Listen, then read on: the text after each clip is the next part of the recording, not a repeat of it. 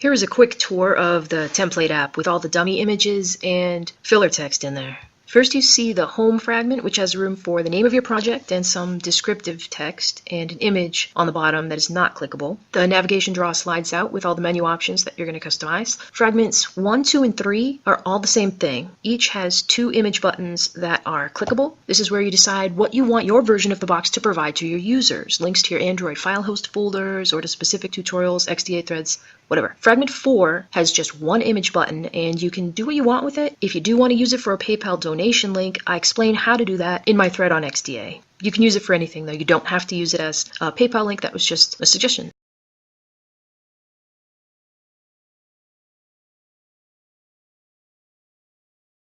And you do need to leave the About the Box fragment alone. Obviously, these are not appealing color choices or navigation drawer icon images. I put them in so you can easily see which colors you want to change to make this look right for yourself.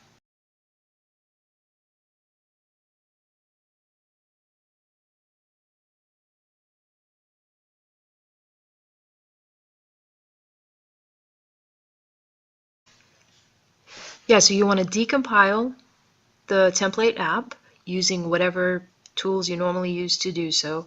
And then you'll see everything from inside the app. What I did here is I pulled out only the things that you need to edit.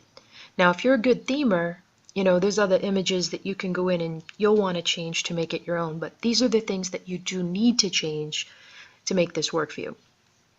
So in the res folder, in res drawable, is the background image and a file that I creatively named divider line thingy. And that shows up between the list items in the navigation drawer.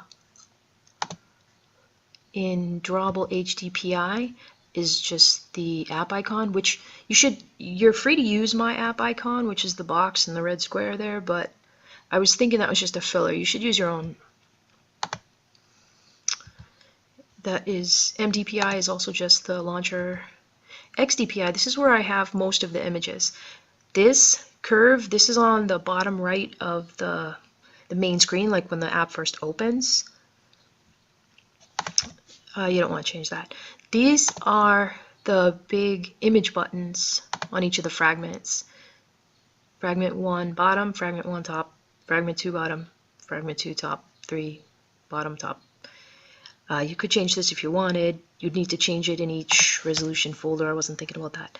These here are the little navigation drawer icons that you see when you take a look at the template. So you could make them all be the same. You know, you could just have a symbol or some sort of icon that you repeat for each one. Just put it in here and replace each of these with the same thing or whatever you want. And you have again, a launcher icon and the PayPal button, which that's just if you want to use PayPal. If you don't want to use PayPal, put something else there, but you do need to name it PayPal since that's what I have it called as in the layout. In XX, HDPI is just the launcher. All right, so that's images. And now I'm in res values. Res values colors. I deleted everything that was put in there, you know, like by default. These are the things that you would want to change. And they are the top and bottom gradient colors for the navigation drawer items when they are selected and in their normal state. And I named them menu item pressed top gradient, menu item pressed bottom gradient, menu item not pressed top gradient and bottom. And these are in the template. You can see you can use some transparency. You can make them all transparent. But that can be difficult to read because what's on the, you know, what's behind it will show right through. It's hard to read the titles perhaps, but do as you will. So you'll definitely want to change these. I made them red and blue and bold colors so you could see where they're going. You definitely want to change them to make them look right. And strings. Res values strings. These are the strings that you need to change. The titles for the fragments and the sort of subheadings on each one. Fragment 1 bottom, fragment 1 top, 2, 3. This is the text that is on the page I have is like a PayPal page, which you do not have to use for PayPal. Again, that was just, I put that there as a suggestion or to just show you that you could do it. Make this be the text that's on it. And it's also a scroll view, so if you wanted to say a lot in this string right here on fragment 4, you could use that, you know, with directions or credits or something if you wanted to say a lot about it. And it's the text on the home page. I think it's obvious and what that is. Again, I clipped out some things that you just need to leave alone. These are the things to edit. Alright, now the Smalley edit. The only thing you're putting in here is the 7 links, the 7 destinations for the 7 image buttons in the app. You're going to go into the Smalley folder, com, Erica Lynn, the box, main activity Smalley.